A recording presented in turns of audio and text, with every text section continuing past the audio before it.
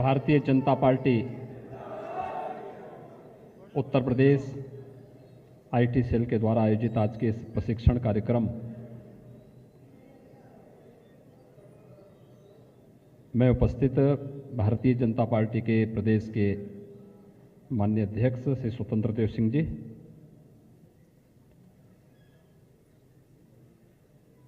उत्तर प्रदेश सरकार में मेरे वरिष्ठ सहयोगी उप मुख्यमंत्री द्वय श्री केशव प्रसाद मौर्य जी, डॉक्टर दिनेश शर्मा जी, भारतीय जनता पार्टी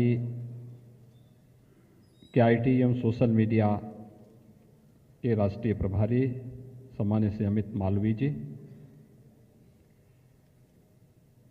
उत्तर प्रदेश के आईटी सेल के प्रदेश के संयोजक श्री कामेश्वर नाथ मिश्र जी, सोशल मीडिया के प्रदेश के संयोजक श्री अंकित चंदेल जी और प्रदेश के कोने कोने से उपस्थित सभी हमारे युवा साथियों, मैं आपका और अमित मालवीय जी का और इस पूरी टीम का हृदय से स्वागत करता हूं, अभिनंदन करता हूं।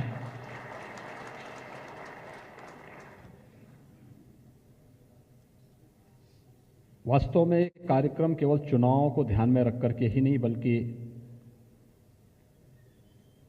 हमारी नियमित दिनचर्या का एक हिस्सा होना चाहिए। समय बदल चुका है,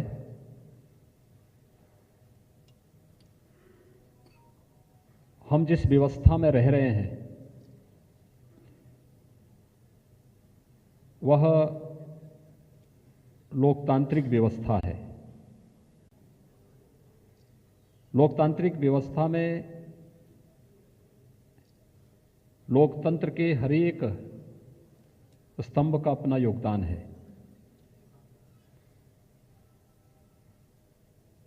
इसमें विधायिका की अपनी भूमिका है,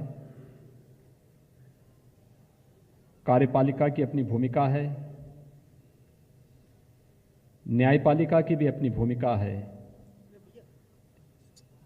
और मीडिया भी अपनी भूमिका के साथ इस पूरी व्यवस्था पर पैनी निगाह रखे रहता है। बाकी अन्य व्यवस्थाएं अपने अनुरूप चल रही हैं, लेकिन पिछले 2 दशक के दौरान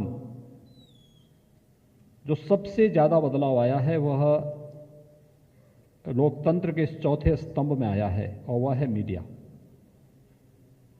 उसका स्वरूप बदला है, उसकी भूमिका भी बदली है। आज से 2 दशक पूर्व तक विजुअल मीडिया इतना प्रभावी नहीं था, प्रिंट मीडिया था, उससे जुड़े हुए ग्रुप थे, उनके मालिकान हुआ करते थे, उनके संपादक, उनके प्रधान संपादक, ये सब होते थे, एक संवाद होता था। इसके बाद 2 दशक पूर्व अचानक विजुअल मीडिया की उपस्थिति लोकतंत्र में देखने को मिले। कमोवेश वही स्थिति थी, थोड़ी तीव्रता उसमें आई थी। हम लोगों ने जब राजनीति शुरू किया था, सार्वजनिक जीवन में जब हम लोग आए थे, प्रिंट मीडिया का बोलबाला था। कम ज्यादा बातों पर विश्वास हो जाता था, लोग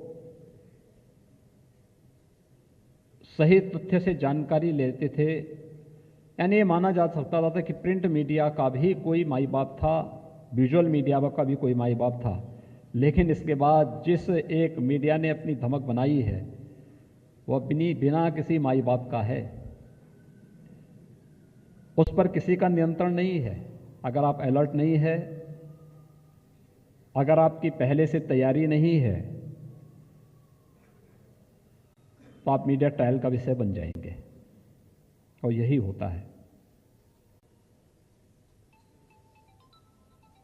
सोशल मीडिया की भूमिका से हम कतई अपने आप को अलग नहीं कर सकते। सोशल मीडिया आज की युवा पीढ़ी को और पूरी व्यवस्था को कैसे प्रभावित कर रहा है, उसको भी कोई नजरअंदाज नहीं कर सकता।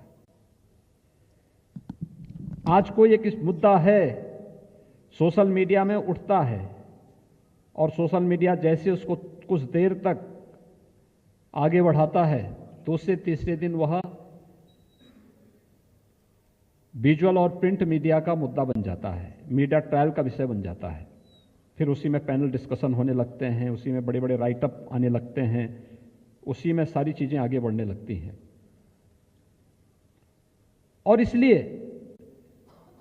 इस बेलगाम घोड़े को नियंत्रित करने के लिए हमारे पास उस प्रकार का प्रशिक्षण और उस प्रकार की तैयारी बहुत आवश्यक है, और वह हम जैसे कार्यकर्ताओं के लिए तो अत्यंत आवश्यक भी है। मैं पिछले 3-4 वर्षों से देख रहा हूं, और 2014 के बाद से आदरणीय मोदी जी जब से देश के प्रधानमंत्री बने हैं, हम लोग देखते हैं अनावश्यक मुद्दों को मुद्दा बनाया जाता है, और ये मुद्दों की तिथि और उनका कौन सा ऐसा अवसर होता है जब भारत सरकार अपनी किसी एक बड़ी उपलब्धि या किसी बड़ी घोषणा के साथ सामने आ रही हो, देश जब किसी एक बड़ी घटना का गवाह बनने वाला हो, तब देश के अंदर वातावरण उस रूप में खराब करने का प्रयास होता है, और उसका माध्यम बनता है सोशल मीडिया। सोशल मीडिया से फिर अन्य स्थानों पर उसे प्रेषित किया जाता है, फिर वह उसका एक मुद्दा बन जाता है, मुख्य मुद्दे से लोगों का ध्यान भटकाने की दिशा से। ये सब कार्यक्रम इस प्रकार के षड्यंत्र रचे जा रहे हैं। उत्तर प्रदेश के अंदर भी विगत 4-4.5 वर्षों से हम लोग यही देख रहे हैं। अभी हाल ही में आपने देखा होगा, देश की संसद का सत्र प्रारंभ होने वाला था। संसद सत्र प्रारंभ होने के ठीक एक दिन पहले वाशिंगटन पोस्ट और अन्य कुछ ऐसे दुनिया के मीडिया ग्रुप में एक मुद्दा उछलता है, और पेगासस का वो मुद्दा फिर किस कदर तक देश की पूरी संसद को बाधित कर देता है।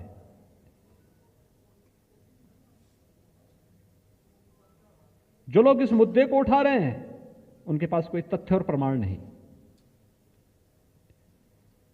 लेकिन बिना किसी तथ्य और प्रमाण के किसी ने उछाल दिया, उसी को मुद्दा बना करके मीडिया में, print media, visual media, social media, digital media, इन सब में उसका मुद्दा बना करके फिर उसको उछालने का प्रयास करके देश की संसद का बहुमूल्य समय बाधित किया जा रहा है। यह महत्वपूर्ण सत्र था। इस सदी की सबसे बड़ी महामारी के दौरान कोरोना प्रबंधन के बारे में भारत सरकार के द्वारा किए गए बेहतर प्रयासों की चर्चा हो सकती थी।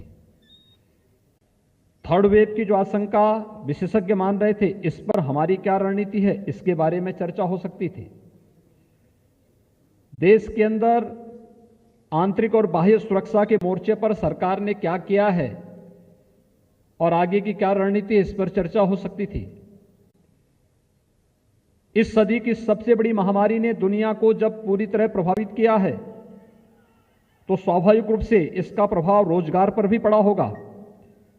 सरकार ने रोजगार के लिए क्या कदम उठाए हैं और इस संबंध में आगे क्या अपेक्षाएं हो सकती थी, संसद के सत्र में चर्चा का यह विषय बनते और उसके माध्यम से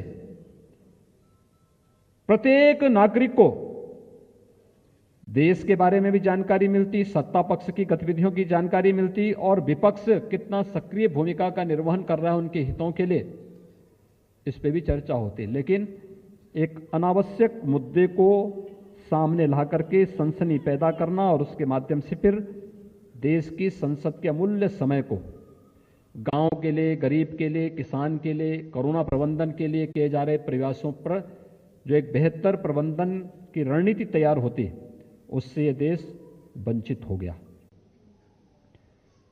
और हर एक सत्र के दौरान ये चीजें होता। आपने लोकसभा चुनाव के ठीक पहले देखा होगा, उस समय एक नया मुद्दा उछाला गया था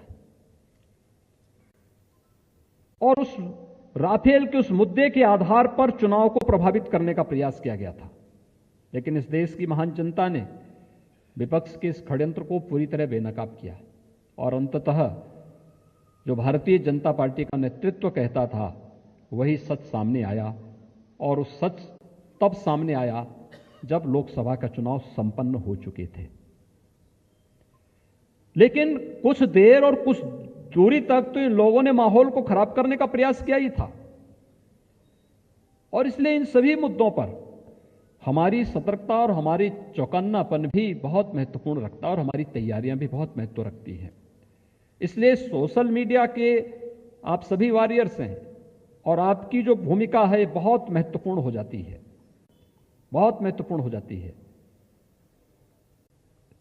दोनों प्रकार से मैं अक्सर देखता हूं कि हमारी ओर से ट्वीट को रिट्वीट करने या किसी भी उसकी अपनी बात को रखने में देरी होती है।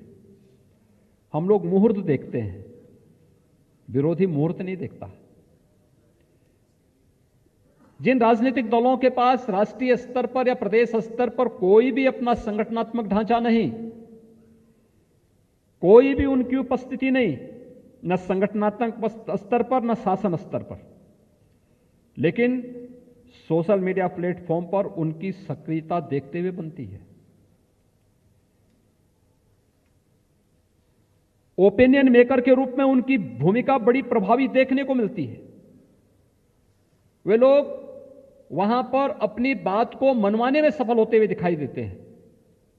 कारण है कि एक बड़ा तबका इन सब दृष्टियों से अपने आप को तटस्थ बना करके, मौन बन करके तमाशबीन बना रहता है।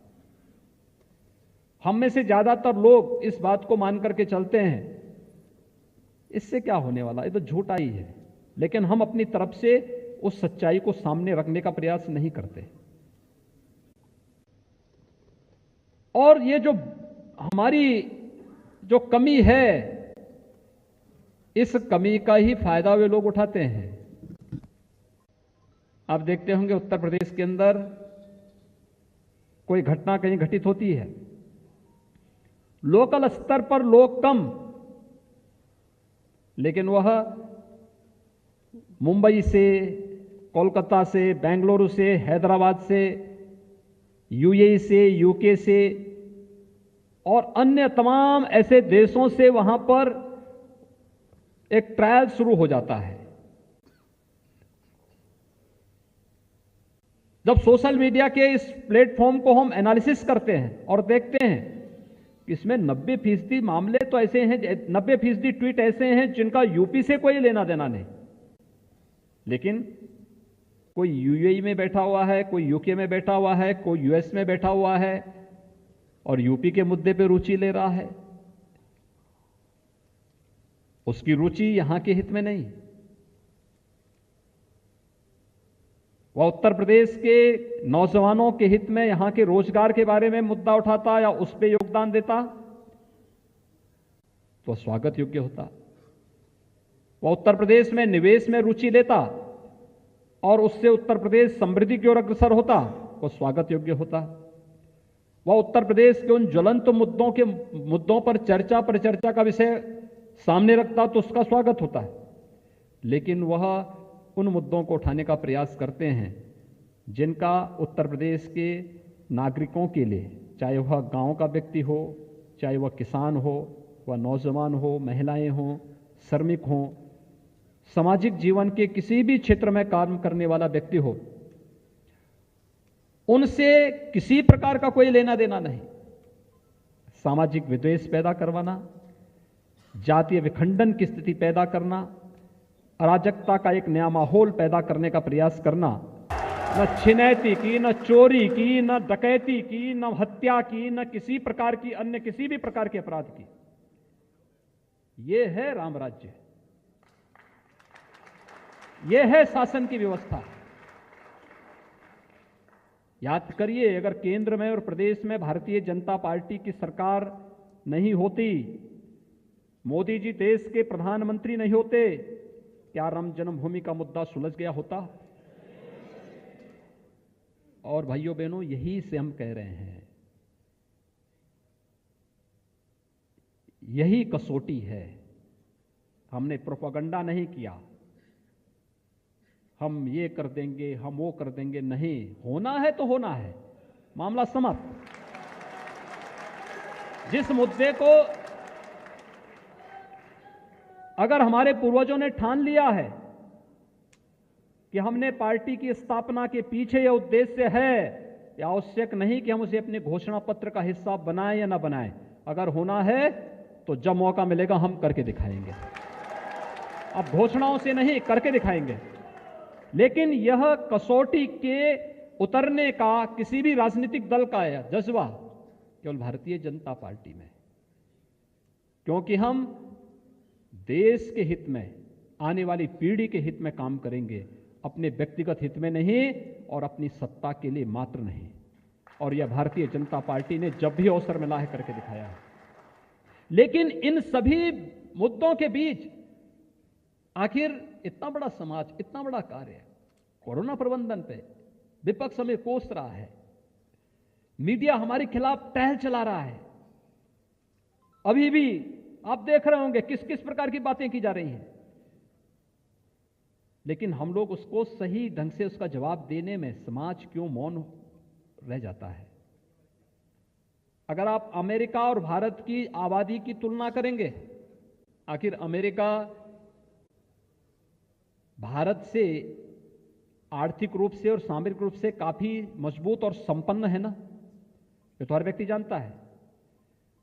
उसका हेल्थ इंफ्रास्ट्रक्चर भारत से काफी ज्यादा मजबूत है, काफी ज्यादा बेहतर भी है। अमेरिका की आबादी भारत की 1/4 आबादी है। कुल 33 करोड़ की आबादी अमेरिका के अंदर है। भारत की 136 करोड़ से ज्यादा आबादी है। कोरोना में आपने देखा होगा, दूसरी लहर के दौरान अमेरिका के बारे में लोग कहते हैं अमेरिका ने बहुत अच्छा काम कर लिया, और ये तब हो रहा था जब अमेरिका के अंदर मौतें तब भी भारत से ज्यादा हो चुकी थी। यानी भारत के अंदर कुल जितनी मौतें हुई हैं उससे 1.5 गुना से अधिक मौत अमेरिका के अंदर हुई हैं, जबकि अमेरिका की आबादी भारत की आबादी की 1/4 है। लेकिन तब भी मॉडल अमेरिका का बन रहा है, हम भारत के मॉडल की चर्चा नहीं कर पाते, हमें तुलनात्मक आंकड़े प्रस्तुत नहीं कर पाते।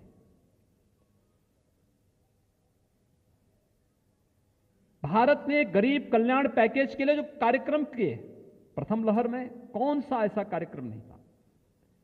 80 करोड़ लोगों को देश के अंदर निःशुल्क खाद्यान्न उपलब्ध करवा देना,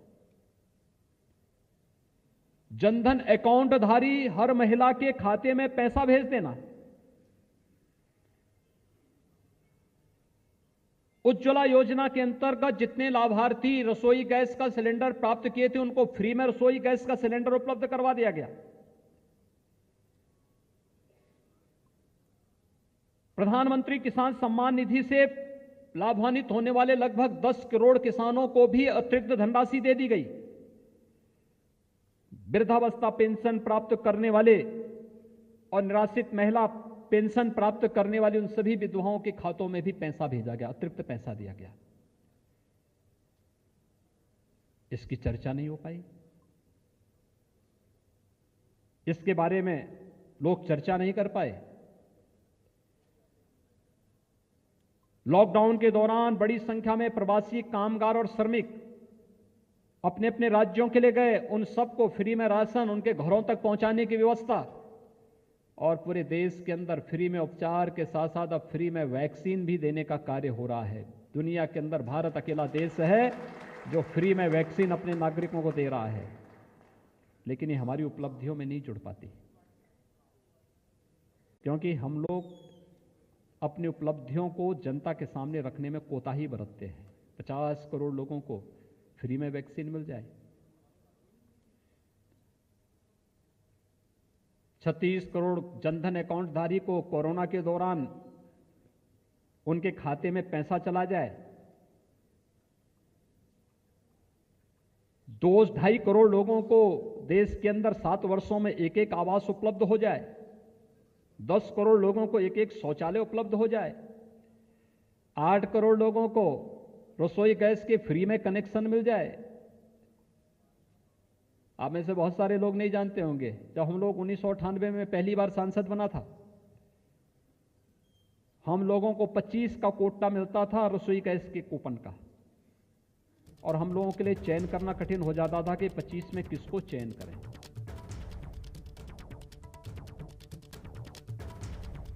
और उसके बाद जब भारतीय जनता पार्टी की सरकार नहीं रही, कांग्रेस की सरकार 2004 में आई, तो यही रसोई गैस का कनेक्शन किसी को लेना होता था तो 25,000 रुपये कम से कम उसको देने होते थे। आज वही रसोई गैस का कनेक्शन फ्री में दिया जा रहा है। हम इसकी चर्चा नहीं करते, हम उसकी तुलना नहीं कर पाते। आवास योजना, अकेले उत्तर प्रदेश के अंदर 40 लाख लोगों को अब तक आवास उपलब्ध कराया जा चुका है, और एक आवास अस्थायी आवास ग्रामीण क्षेत्र में 1,20,000 रुपये, 15,000 रुपये शौचालय के लिए अलग से,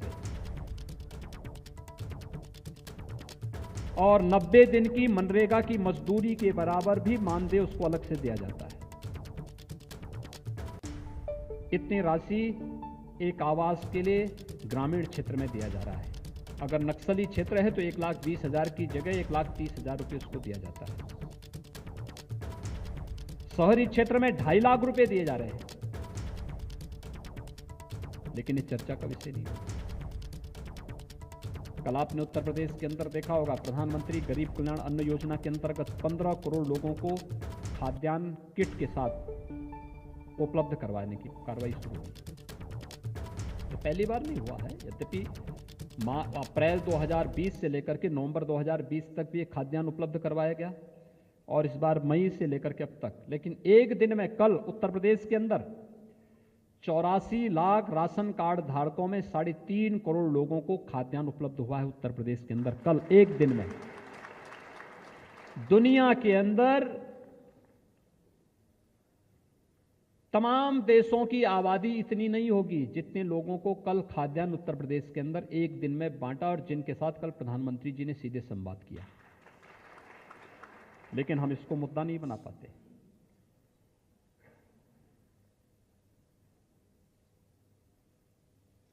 उत्तर प्रदेश के अंदर हम लोगों ने पिछले 4 वर्ष के अंदर 2 करोड़ 61 लाख से अधिक परिवारों को एक एक शौचालय उपलब्ध करवाया है।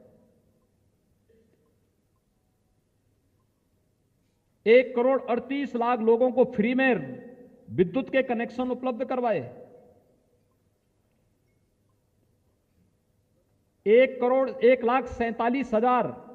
47 लाख लोगों को रसोई गैस के निःशुल्क कनेक्शन उपलब्ध करवाए हैं, और रसोई गैस उनको फ्री में उपलब्ध करवाई। कितनी बड़ी संख्या है।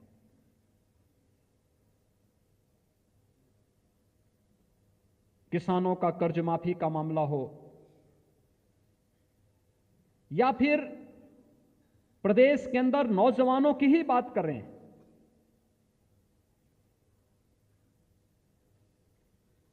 लगभग 4.5 लाख नौजवानों को प्रदेश के अंदर सरकारी नौकरी मिली।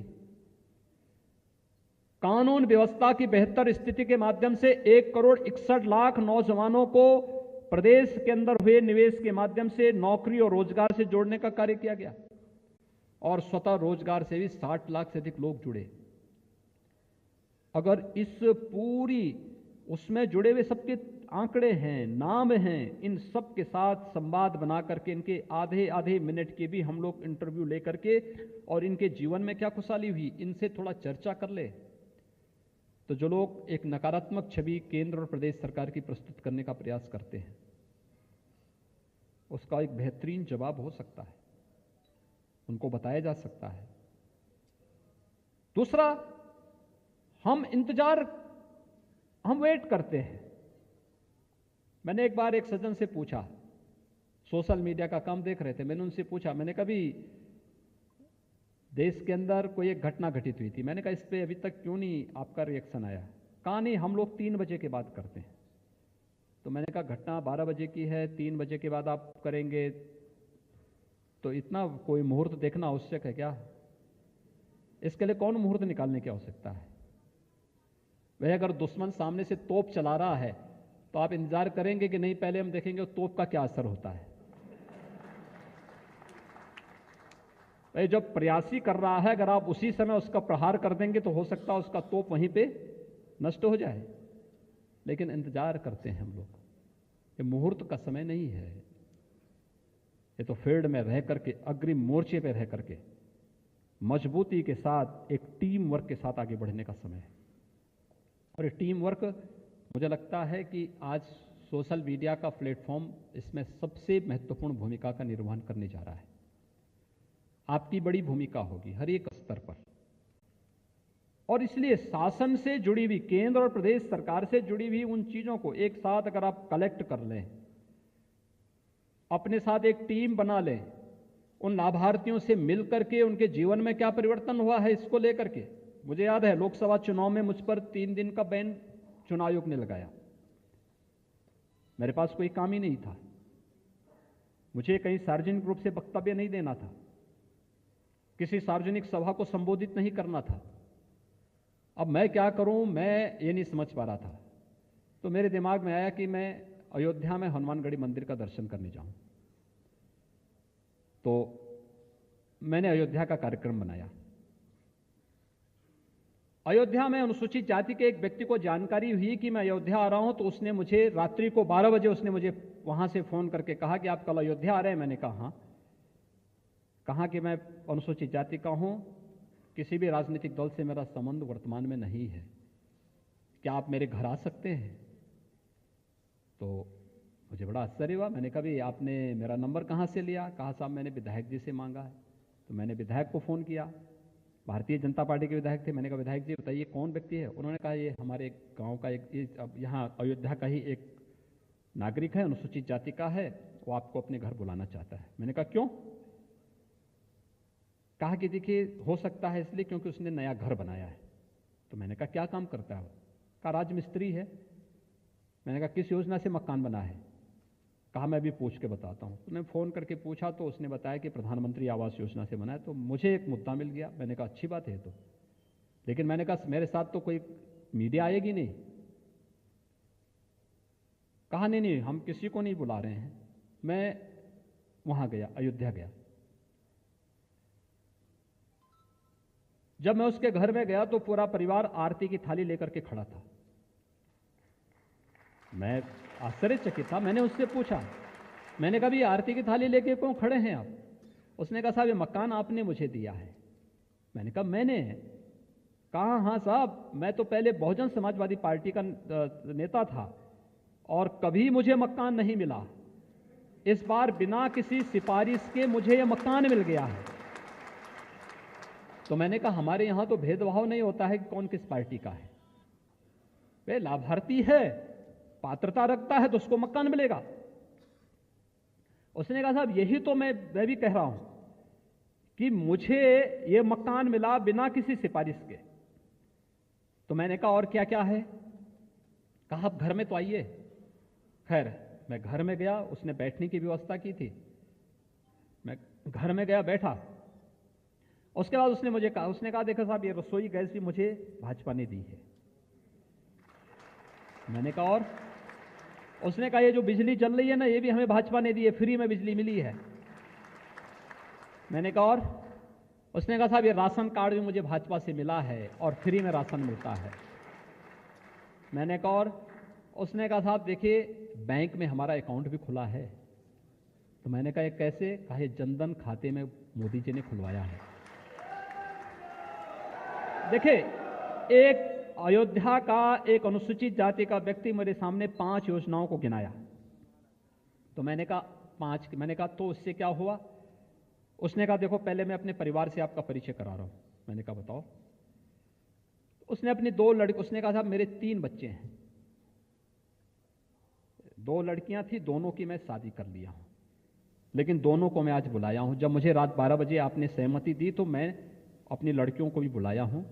मेरा एक लड़का है, नौजवान लड़का है, और इन लड़कियों की शादी में मेरा जितनी मैं कमाई करता था तो मैं उसको बचत करके रखता था, लेकिन मेरे सामने था कि मुझे लड़कियों की शादी भी करनी है और फिर मकान भी बनाऊंगा। कहा लड़कियों की शादी करने के बाद मेरे पास 1 लाख रुपए इकट्ठा हुआ था और मैं सोचता था कि मैं इससे मकान बनाऊंगा। तब तक आपकी स्कीम आई, 2.5 लाख रुपए मुझे मिल गए। मैं राजमिस्त्री स्वयं था, मैंने छोटे छोटे 4 कमरे बना लिए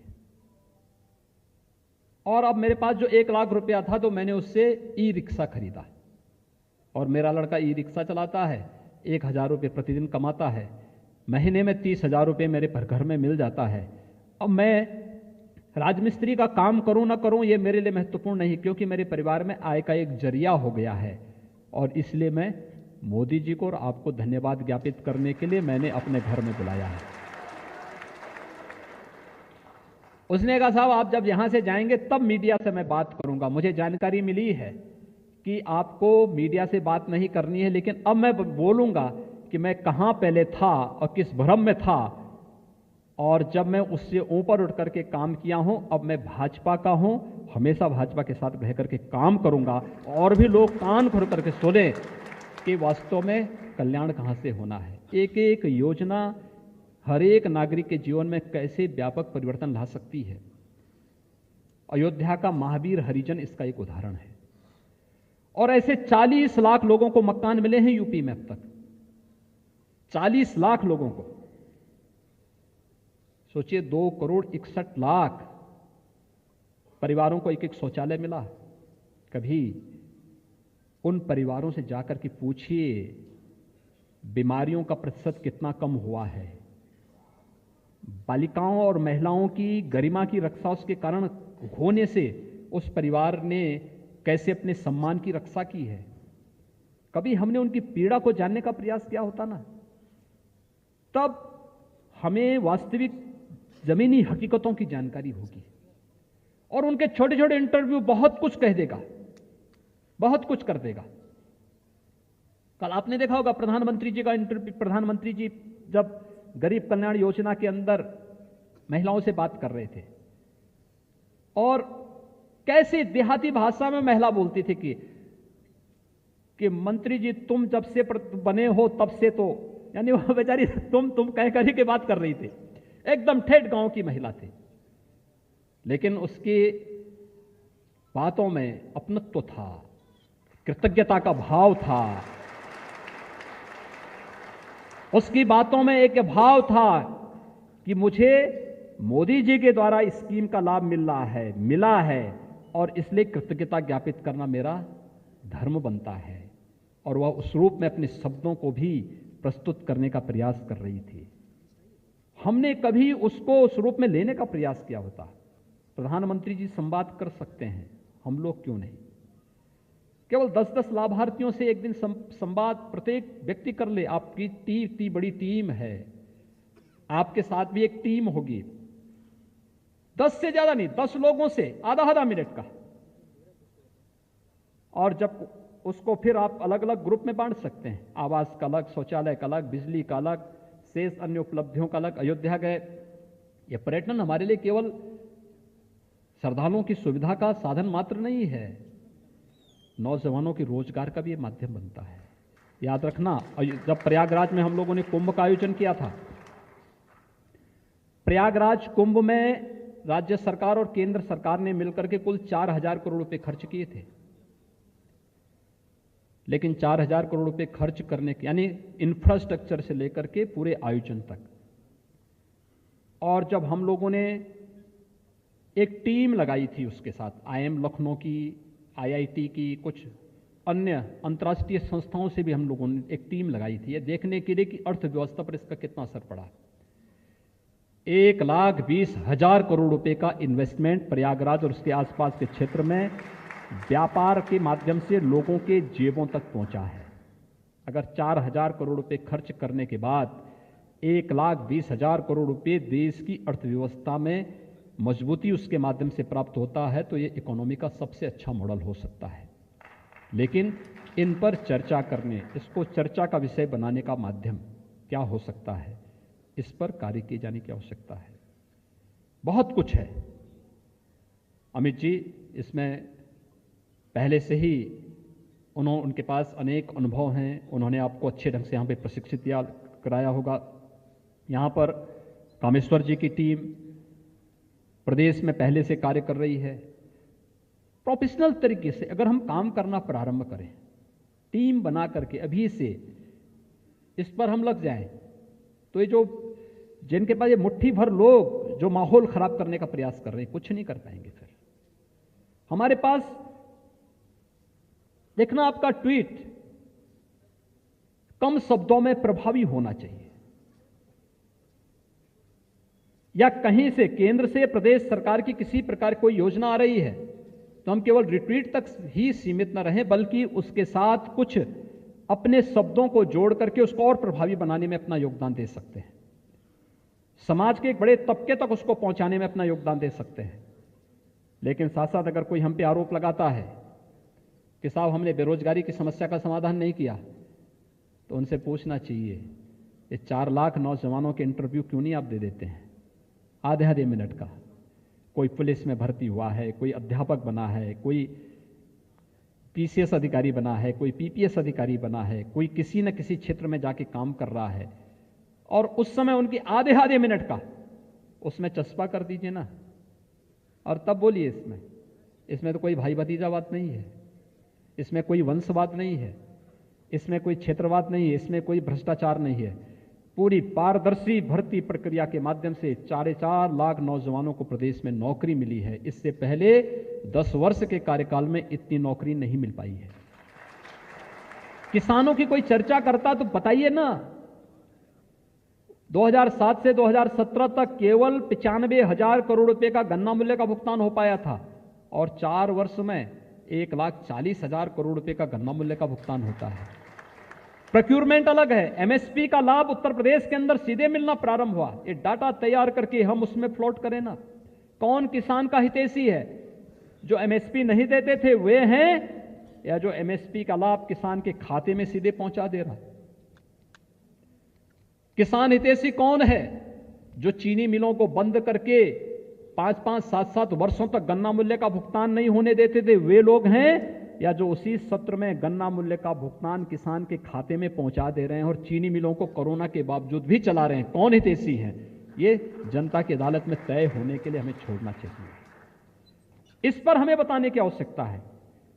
श्रमिकों की बात कर रहे हैं, उत्तर प्रदेश के अंदर 3 करोड़ प्रवासी और निवासी श्रमिक हैं। इसमें मनरेगा के श्रमिकों को भी अगर हम जोड़ लें और बटाईदार को भी जोड़ लें, लगभग 3 करोड़ संख्या है। और प्रत्येक को 2 लाख रुपए की सामाजिक सुरक्षा की गारंटी। बटाईदार को तो हमने कृषक दुर्घटना बीमा में 5 लाख रुपए की बीमा की सुरक्षा बीमा की योजना, उनको सुरक्षा बीमा दिया है, और शेष को 2 लाख रुपए की सुरक्षा बीमा और 5 लाख रुपए का स्वास्थ्य बीमा का कवर दिया है। उनके साथ संवाद बना करके अगर हम उनके इंटरव्यू लेकर के जो योजनाओं का लाभान्वित हुए हैं, हम लोगों ने जब प्रदेश में मुख्यमंत्री सामूहिक विवाह योजना लागू की थी, लोग हंसते थे, विपक्ष हंसता था कि गरीब कन्या की एक अपमान है। 1,52,000 गरीब कन्याओं की शादी इस योजना के अंतर्गत हुआ है। उन कन्याओं की, उनके परिवार के लोगों का इंटरव्यू अगर इसके साथ हम जोड़ करके थोड़ा चस्पा कर लें सोशल मीडिया में ना, पता लग जाएगा क्या है इस अलग अलग तबके को। और मुझे याद है 2014 और 2017 में जब हम लोग प्रदेश में आते थे चुनाव प्रचार में, पूर्व में तो उतना स्थिति नहीं थी खराब, लेकिन पश्चिमी उत्तर प्रदेश की स्थिति क्या थी? जहां जाते थे एक ही चर्चा है कि साहब ये कब हमसे मुक्ति मिल पाएगी, क्या हो गया, बालिकाओं को विद्यालय नहीं भेज पा रहे हैं, अपराधी जब चाहें तब घटना को कोई भी अंजाम देते हैं, कोई सुरक्षित नहीं है, अराजकता की स्थिति है। आज पूछिए उन परिवारों से, उन महिलाओं से, क्या आज भी कोई किराना बनाने का दुस्साहस कर पा रहा है क्या उत्तर प्रदेश में? क्या आज कोई किराना की बात कर सकता है क्या? किराना और कांदला में लगभग जो 8% हिंदू रह गए थे, आज 67% हो गए हैं फिर से। ये नए आंकड़े आपके सामने हैं। जाकर के वहां पूछा जाना चाहिए और तब फिर बताना चाहिए कि हां, ये है हमारी सरकार का भय मुक्त वातावरण देने का जो वायदा था, ये हमने करके दिखाया है। हमने केवल कहा नहीं, करके दिखाया है।